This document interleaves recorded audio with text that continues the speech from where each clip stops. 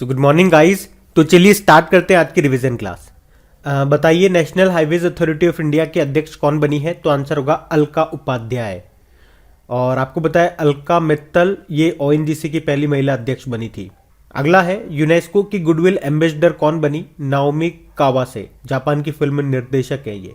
और यूनेस्को मतलब होता है united nation educational scientific and cultural organisation, जिसका हेडक्वार्टर मिलेगा आपको पेरिस फ्रांस में। डायरेक्टर जनरल है औद्रे उजाले। भारत के पहले सर्वेक्षण पोत का नाम बताइए? संध्याग। और इसे किसने बनाया? Garden rich ship builders and engineer. बताइए भारत का पहला परमाणु मिसाइल ट्रैकिंग जहाज कौन सा है? क्या नाम है? आईएनएस ध्रुव। और इसे हिंदुस्तान शिपयार्ड लिमिटेड ने बनाया। भारत के पहले निजी तौर पर निर्मित क्रायोजेनिक रॉकेट इंजन का परीक्षण किया गया, उसका नाम बताइए? धवन-1। अब बताइए एफआईएच उड़ीसा हॉकी पुरुष जूनियर वर्ल्ड कप 2021 को किसने जीता? तो अर्जेंटीना ने जीता जर्मनी को हरा करके। और मैं आपको बता दूं अर्जेंटीना की कैपिटल होती है ब्यूनस आयर्स, प्रेसिडेंट है अल्बर्टो फर्नांडिस, करेंसी है अर्जेंटिनो पीसो। और अर्जेंटीना में घास के मैदानों को क्या कहा जाता है? पंपास घास के मैदान। इक्विवेरियन अभ्यास भारत और किस देश के बीच में होता है? मालदीव और भारत के बीच में होता है। अभी लास्ट दिसंबर में हुआ था, ये दिसंबर 2021 में मालदीव में ही हुआ था। अच्छा, मालदीव के विदेश मंत्री का नाम इंपॉर्टेंट है, क्या नाम है वैसे? अब्दुल्ला शाहिद।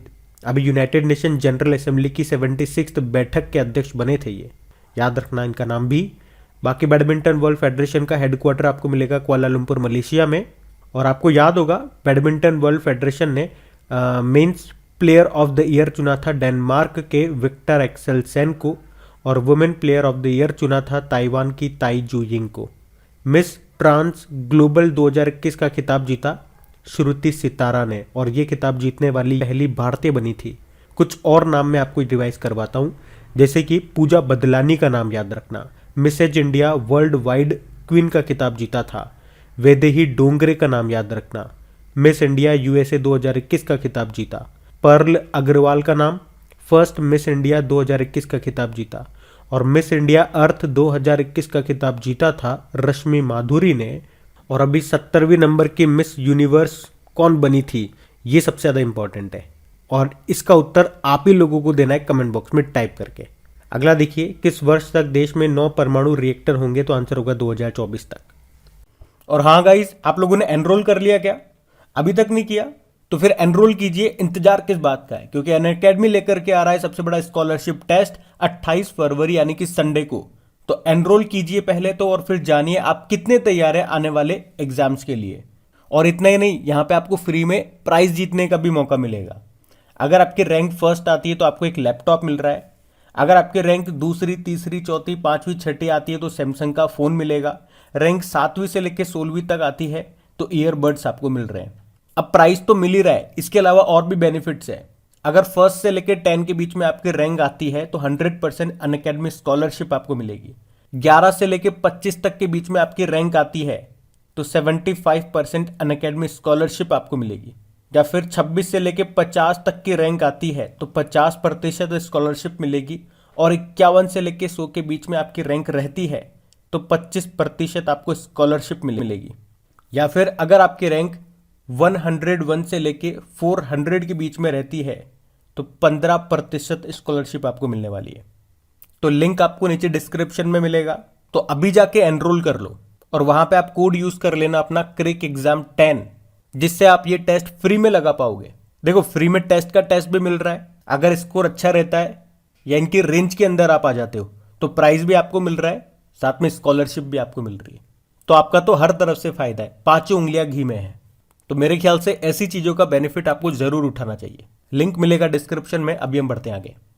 बताइए विश्व विरासत दिवस कब मनाया जाता है? 18 अप्रैल को। क्या थीम है? Complex past diverse future. World liver day ये 19 अप्रैल को होता है। नेशनल सिविल सर्विसेज डे ये 21 अप्रैल को होता है। इसको हिंदी में बोलेंगे विश्व रचनात्मक और नवाचार दिवस।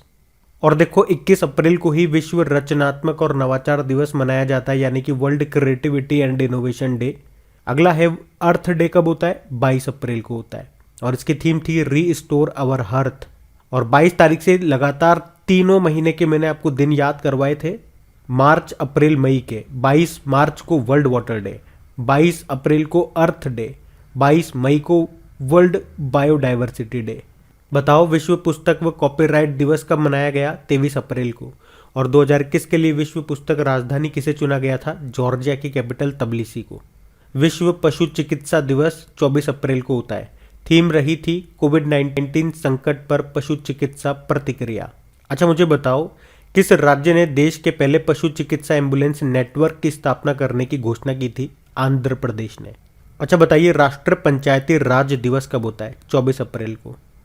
और वर्ल्ड मलेरिया डे ये होता है 25 अप्रैल को। थीम थी reaching the zero malaria target. अच्छा अगर आपसे पूछा जाए मलेरिया ये किस मच्छर के काटने से होता है? मादा एनाफिलीज मच्छर के काटने से होता है। एक्चुअली में ये तो वेक्टर होता है, वाहक होता है। वास्तव में तो जो रोग कारक है वो प्लाज्मोडियम प्रोटोजोआ, वास्तव में जो रोग कारक है वो तो प्लाज्मोडियम प्रोटोजोआ है। और वैसे हमारा लक्ष्य क्या है मलेरिया को ख़त्म करने का? 2030 का है और 2025 टीबी का है। वैसे 25 अप्रैल को हम मलेरिया डे मनाते हैं। और सिनकोना वृक्ष की छाल से मलेरिया की कौन सी दवाई बनाई जाती है? कुनेन की दवा। और मलेरिया शरीर के किस अंग को प्रभावित करता है? स्प्लीन जिसे प्लीहा बोलते हैं। आरबीसी का कब्रिस्तान कहते हैं इसको। अच्छा मच्छर में मलेरिया परजीवी का जीवन चक्र किसने खोजा था? ये साइंस का बड़ा इंपॉर्टेंट प्रश्न है। आंसर होगा रोनाल्ड रॉस ने। अगला देखिए वर्ल्ड इंटेलेक्चुअल प्रॉपर्टी डे 26 अप्रैल को होता है। ये विश्व बौद्धिक संपदा दिवस। थीम क्या थी? Intellectual property and small business taking big ideas to market. अगला बताइए वर्कर्स मेमोरियल डे श्रमिक स्मृति दिवस कब होता है? 28 अप्रैल को। थीम रही थी health and safety is a fundamental workers right. अब पुराने महीने की करंट अफेयर्स का रिवीजन करेंगे हम। तो बताइए एयर इंडिया के नए सीएमडी कौन बने? विक्रम देव दत्त बने। और विस्तारा एयरलाइन के सीईओ विनोद कन्नन बने थे। अगले थल सेना उप प्रमुख के रूप में किसे नियुक्त किया गया? मनोज पांडे को। ये सीपी मोहंती की जगह ली इन्होंने। यूरोपीय संघ की संसद के अध्यक्ष कौन बने? रॉबर्टा मेट्सोला। और इन्होंने डेविड सासोली की जगह ली क्योंकि उनका निधन हो गया था। बताओ boss the untold story of incumbent nationalist नाम की बुक को लिखा किसने? चंद्रचूड़ घोष ने। और सुभाष चंद्र बोस जी की जयंती होती है 23 जनवरी को, जिस दिन हम पराक्रम दिवस के रूप में मनाते हैं। किस देश ने पहली बार यातायात के लिए अपनी इन्फिनिटी ब्रिज को खोल दिया? मतलब इन्फिनिटी के आकार का ये ब्रिज। तो आंसर होगा यूनाइटेड अरब अमीरात ने। और सुपर मॉम के नाम से प्रसिद्ध किस बाघिन का निधन हो गया? तो कॉलर वाली। ये मध्य प्रदेश के पेंच टाइगर रिजर्व में इसका निधन हुआ। बताइए किस बैंक ने IBS intelligence global fintech innovation awards 2021 को जीता? एक्सिस बैंक ने। और एक्सिस बैंक का हेडक्वार्टर मुंबई में है। एमडी सीईओ अमिताभ चौधरी हैं। टैगलाइन होती है बढ़ती का नाम जिंदगी। बताओ किसे सर्वश्रेष्ठ फीफा पुरुष खिलाड़ी के रूप में चुना गया? रॉबर्ट लेवांडोव्स्की को। पोलैंड के हैं ये और बायर्न म्यूनिक फुटबॉल क्लब के प्लेयर हैं। और वहीं सर्वश्रेष्ठ फीफा महिला खिलाड़ी में बात करेंगे तो किसे चुना गया? स्पेन के एलेक्सिया पुटेलस को। ये बार्सिलोना फुटबॉल क्लब की प्लेयर है। महान बंगाली कॉमिक्स कलाकार का भी निधन हो गया, उनका नाम क्या था? फिर बताइए कौन सा देश एएफसी महिला फुटबॉल एशियाई कप 2022 की मेजबानी करेगा? आंसर होगा भारत। और यूपीआई यानी कि यूनिफाइड पेमेंट इंटरफेस ऑटो पे शुरू करने वाली पहली दूरसंचार कंपनी कौन सी है? तो आंसर होगा जियो। अच्छा अगर आपसे पूछे एनपीसीआई यानी कि national payment corporation of India, स्थापना होती है 2008 में। मुंबई में हेडक्वार्टर है। एमडी सीईओ दिलीप असबे हैं। बताइए सारथी नाम से एक मोबाइल एप्लीकेशन को लॉन्च किया किसने? सेबी ने। सेबी यानी कि security and exchange board of India, जिसका हेडक्वार्टर मुंबई में है। अध्यक्ष अजय त्यागी। तो शेयर मार्केट में नए निवेशकों को शिक्षित करने के लिए है ये एप्लीकेशन। केंद्रीय मंत्रिमंडल ने सफाई कर्मचारी आयोग का कार्यकाल कब तक के लिए बढ़ा दिया? 2025। किस देश ने arrow 3 anti ballistic missile system का सफल परीक्षण किया? इजराइल ने। कैपिटल जेरूसलम है। इजरायली न्यू शेकेल इसकी करेंसी है। प्रधानमंत्री है नफ्ताली बेनेट और प्रेसिडेंट है इसहाक हर्जोग। यहाँ की संसद को सीनेट कहा जाता है। टोरंटो वाटर फ्रंट मैराथन का टाइटल स्पॉन्सर कौन बना? टीसीएस। टीसीएस मतलब टाटा कंसल्टेंसी सर्विसेज। और टाटा से याद आएगा टाटा ग्रुप ये 2022 और 2023 के आईपीएल को होस्ट कर रहा है। अच्छा बताओ आपके लिए एक प्रश्न है, होमवर्क प्रश्न। रतन टाटा जी है ना, अभी उन्हें किस राज्य ने अपने सर्वोच्च सम्मान से सम्मानित किया था? ये बताओ आप। अगला है हरिपाल सिंह अहलूवालिया का निधन हो गया। वे क्या थे? पर्वतारोही थे।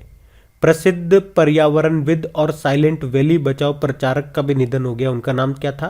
M.K. प्रसाद। फिर अगला है माना अरु माना बाड़ी कार्यक्रम किस राज्य ने शुरू किया था? तो तेलंगाना ने। एक दिवसीय मैचों में सबसे ज्यादा रन बनाने वाले भारतीय क्रिकेटर कौन बने? विराट कोहली। और भारतीय टेस्ट क्रिकेट टीम की इन्होंने कप्तानी भी छोड़ दी है। सरकारी सेवाओं में युवाओं के लिए 5 साल की ऊपरी आयु सीमा को बढ़ाने का निर्णय लिया था मेघालय ने।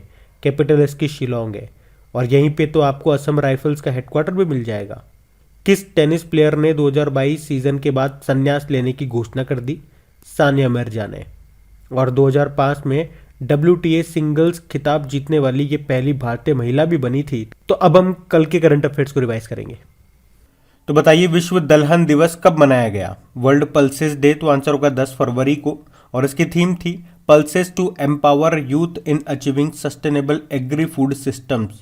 और यूनाइटेड नेशन ने किस वर्ष को दलहन का अंतर्राष्ट्रीय वर्ष घोषित किया था? तो आंसर होगा 2016 को। और मोटे अनाज का अंतर्राष्ट्रीय वर्ष यानी कि ईयर ऑफ मिलेट्स 2023 को। ओलंपिक चैंपियंस के सम्मान में किस विभाग ने ओलंपिक बुलेयार्ड या ओलंपिक विथी इसका निर्माण किया है? तो आंसर होगा लोक निर्माण विभाग ने यानी कि PWD डिपार्टमेंट ने। कहाँ पे? दिल्ली में। मतलब इसमें 900 किलोमीटर लंबा एक खंड होगा जहाँ पे टोक्यो ओलंपिक या पैरालंपिक जो चैंपियंस हैं उनकी स्टैच्यू लगाई जाएगी। उसी को बोला है Olympic boulevard. ICC under 19 world cup 2022 को किसने जीता? भारत ने जीता है। कहाँ पे हुआ था? वेस्ट इंडीज में। और भारत ने रिकॉर्ड 5वीं बार इसको जीता। अभी किसको हराया? इंग्लैंड को। वैश्विक डिजिटल कौशल सूचकांक यानी कि ग्लोबल डिजिटल स्किल इंडेक्स 2022 जिसे किसने जारी किया? सेल्सफोर्स नाम की कंपनी ने। तो इसमें सबसे अधिक तत्परता यानी कि रेडीनेस किस देश का है? तो आंसर होगा भारत का। मतलब ये इंडेक्स बताएगा कि डिजिटल स्किल सीखने के लिए कौन सा देश कितना ज़्यादा रेडी है। तो फर्स्ट नंबर पे भारत है, सेकंड पे ब्राज़ील है। किसे 18वें स्वर्गीय माधव राव लिमये पुरस्कार से सम्मानित किया गया? हमारे केंद्रीय सड़क व परिवहन मंत्री हैं नितिन गडकरी। भारत का पहला बायोमास आधारित हाइड्रोजन प्लांट कहाँ पे स्थापित किया जाएगा? तो आंसर होगा मध्य प्रदेश के खंडवा जिले में। बायोमास क्या होता है? फसल का जो अवशिष्ट होता है उसे कहते हैं बायोमास। तो मतलब इससे हम बनाएंगे हाइड्रोजन। कहाँ पर दुनिया का सबसे बड़ा इग्लू कैफे खोला गया? तो आंसर होगा गुलमर्ग में, जम्मू कश्मीर के गुलमर्ग में। इसमें 40 लोग एक साथ बैठ सकते हैं, इतनी कैपेसिटी है इसकी। और इस कैफे का नाम दिया है snow glue. Bloomberg billionaires index के अनुसार एशिया के सबसे अमीर व्यक्ति कौन बन गए? गौतम अडानी बन गए। दुनिया में 10 सबसे अमीर व्यक्ति बन गए ये। पहले नंबर पे तो एलन मस्क हैं ही सही दुनिया के। वित्त मंत्रालय में वित्तीय सेवा विभाग में सचिव बन गए संजय मल्होत्रा। और टॉम के 2021 के ट्रैफिक इंडेक्स के अनुसार कौन सा भारतीय शहर टॉप पर रहा? तो आंसर होगा मुंबई। और दुनिया में बात करोगे तो 5वां सबसे भीड़ भाड़ वाला शहर है ये। और दुनिया में टर्की का इस्तांबुल सबसे भीड़ भाड़ वाला शहर बताया गया। इंस्टाग्राम पर 40 करोड़ फॉलोवर्स पाने वाले पहले खिलाड़ी बन गए क्रिस्टियानो रोनाल्डो। तो गाइज ये था आज का आपका रिवीजन वाला सेशन अच्छा लगा है तो लाइक करके शेयर जरूर कीजिएगा अपने दोस्तों के साथ में। और जो हमारी टॉपिक वाइज करंट अफेयर्स की सीरीज चल रही है उसमें जनवरी का जो भी इंपॉर्टेंट अपॉइंटमेंट्स वाला पार्ट है वो कल अपलोड हो गया है, तो उसे आप ज़रूर देखिएगा। और उसको देखने के बाद उसकी क्विज भी अपलोडेड है आपकी क्रैक एग्जाम एप्लीकेशन पे, वहाँ जाकर के उससे ज़रूर लगाइएगा। एक साथ सारे क्वेश्चन लगाना और देखना कितने क्वेश्चन आपसे सही बन पा रहे हैं और कितनों में गलतियाँ कर रहे हो, और जिसमें गलतियाँ कर रहे हो उसको फिर से सुधारना। Thank you.